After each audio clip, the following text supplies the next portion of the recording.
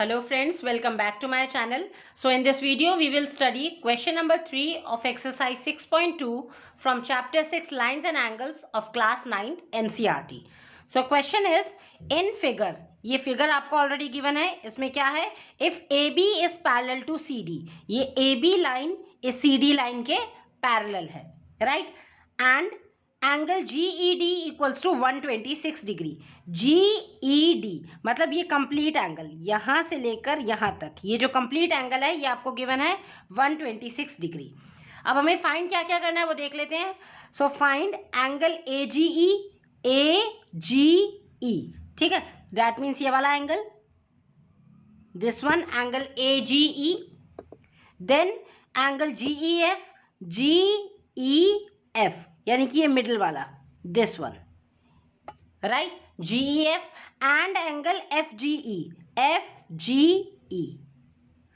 Right. So ये तीन angles आपको फाइंड आउट करने हैं. तो अब हम क्या करते हैं, इन्हें नंबरिंग दे देते हैं या नेमिंग दे देते हैं सो डैट हमारे लिए कैलकुलेशन करना और रीडिंग करना ईजी हो जाए. लेट्स से ये हमने ले लिया angle A, this one angle B, right. ये आपने ले लिया एंगल C, यहाँ से यहाँ तक का.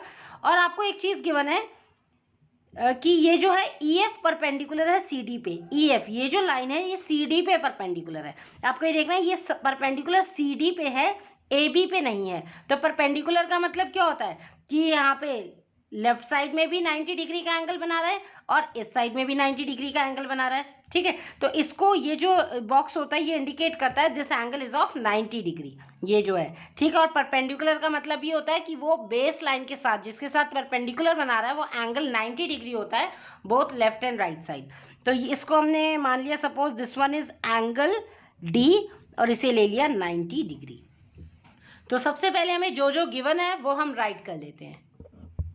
So it is given that AB is parallel to CD and EF is perpendicular CD. तो यहाँ पे जो EF है हमारा ये AB पर परपेंडिकुलर नहीं है, CD पर परपेंडिकुलर है. और CD पर परपेंडिकुलर है means left and right side both कितना हो गया 90 डिग्री, राइट. और ये जो आपने एंगल लिया है EF परपेंडिकुलर है CD पे, हमने यहाँ पे क्वेश्चन में क्या लिया, इसे एंगल D लिया है. तो यहाँ पे लिख देंगे देयरफॉर परपेंडिकुलर की वजह से ये EF परपेंडिकुलर है CD पे, तो therefore angle D equals to 90 degree. फिर और देखो आपको क्वेश्चन में क्या गिवन है, angle GED equals to 126 degree. Angle GED also given, angle GED equals to 126 degree.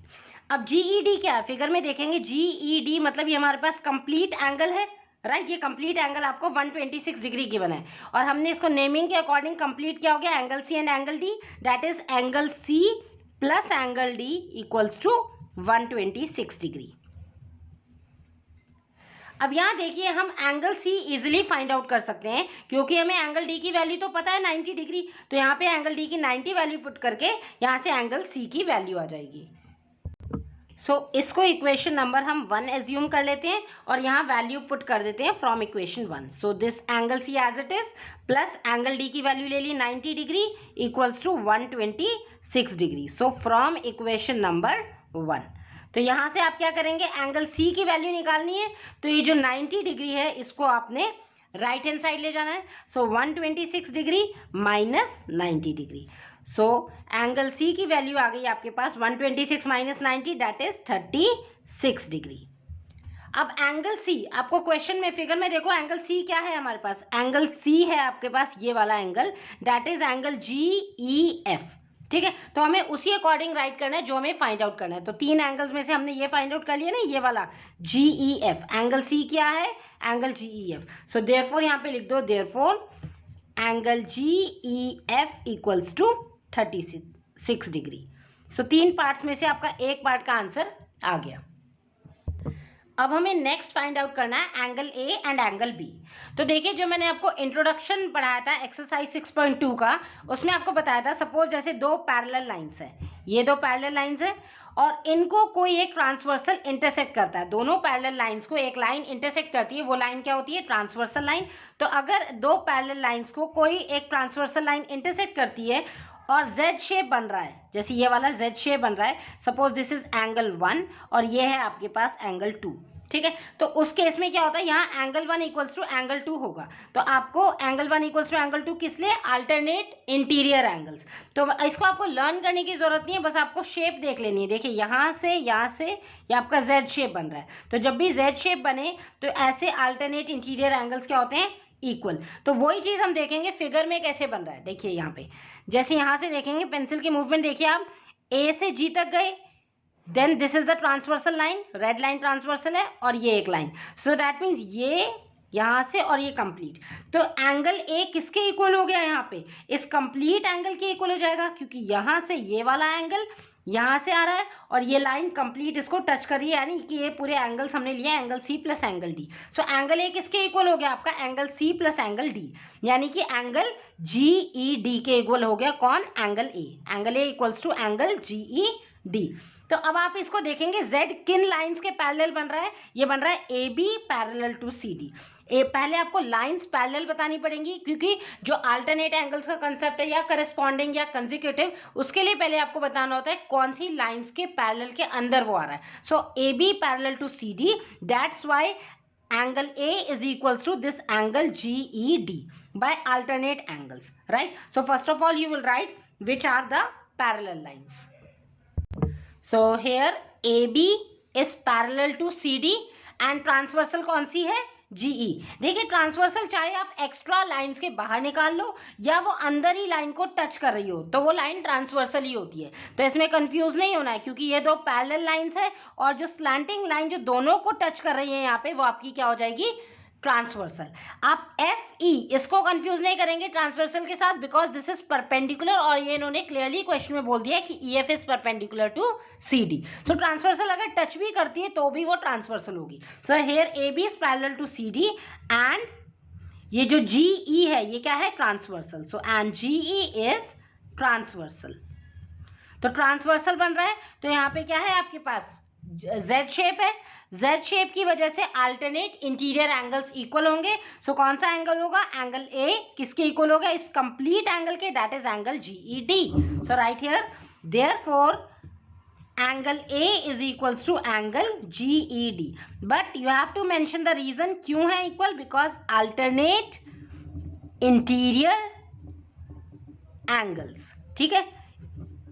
और ये एंगल्स इक्वल क्यों है, क्योंकि लाइंस पैरेलल है। पहली कंडीशन है लाइंस पैरेलल होनी चाहिए, तभी आपके एंगल्स इक्वल का रिलेशन आप बना सकते हैं। सो यहाँ पे आप देखेंगे angle A is equals to, अब एंगल जीईडी, एंगल जीईडी हमें डायरेक्ट क्वेश्चन में ही गिवन है, देखें यहाँ पे, एंड एंगल जीईडी कितना गिवन है, 126 डिग्री, ये क्वेश्चन में। सो डायरेक्ट आप एंगल जीईडी की जगह लिख देंगे 126 डिग्री, बिकॉज ये गिवन है क्वेश्चन में। सो यहाँ पे आप लिख भी सकते हैं since given angle GED equals to 126 degree. तो यहाँ पे आपने angle A B find out कर लिया। अब एंगल ए को आप उसी अकॉर्डिंग लिखो जो क्वेश्चन में एंगल है। एंगल ए क्या है, अगर आप इसको रीड करेंगे, एंगल ए है आपका AGE, ये बाहर वाला एंगल है ना, एंगल AGE, दैट मीन्स आपने ये वाला भी फाइंड आउट कर लिया, एंगल AGE। सो इसको इसी फॉर्म में लिख दो कि implies therefore angle A is actually according to the figure is angle AGE equals to 126 degree. So यहाँ पे हमने दो एंगल्स फाइंड आउट कर लिए। अब हम लास्ट देखेंगे, अब हमें फाइंड आउट करना है एंगल B। तो एंगल B फाइंड आउट करने के लिए देखो ये क्या है हमारे पास, ये जो लाइन है AB, ठीक है, ये AB लाइन कैसी है, स्ट्रेट लाइन, और स्ट्रेट लाइन पे आप लीनियर पेयर एक्सियम लगा सकते हैं, ठीक है। तो लीनियर पेयर एक्सियम क्या होती है, स्ट्रेट लाइन पे जो रे होती है, उन जितने भी एंगल्स बनते हैं स्ट्रेट लाइन पे, उन एंगल्स का सम कितना होता है, 180 डिग्री। अब क्योंकि ये ए बी एक स्ट्रेट लाइन है ना, स्ट्रेट लाइन है, और उसके ऊपर ये रे की तरह एक्ट कर रहा है, ठीक है, तो यहाँ पे जो एंगल्स हैं कौन कौन से, angle A plus angle B कितना हो जाएगा, 180 डिग्री। अब एंगल ए की वैल्यू जस्ट नाउ आपने बता दी है, एंगल ए आ गया 126 डिग्री, तो ईजिली आप यहाँ से एंगल बी भी फाइंड आउट कर लोगे। So now write down, so A B is a straight line, क्योंकि स्ट्रेट लाइन है तो स्ट्रेट लाइन पे आप angle A plus angle B किसके इक्वल कह देंगे, 180 डिग्री के, और रीजन क्या है, linear pair. So right here like this, A B is a straight line and this. Now आपके पास एंगल ए की वैल्यू आपने फाइंड आउट कर ली है 126 डिग्री। सो सिंपली यहाँ से आप वैल्यू पुट कर देंगे एंगल ए की जगह 126 डिग्री प्लस एंगल बी आपको फाइंड आउट करना है, इक्वल्स टू कितना हो गया 180 डिग्री.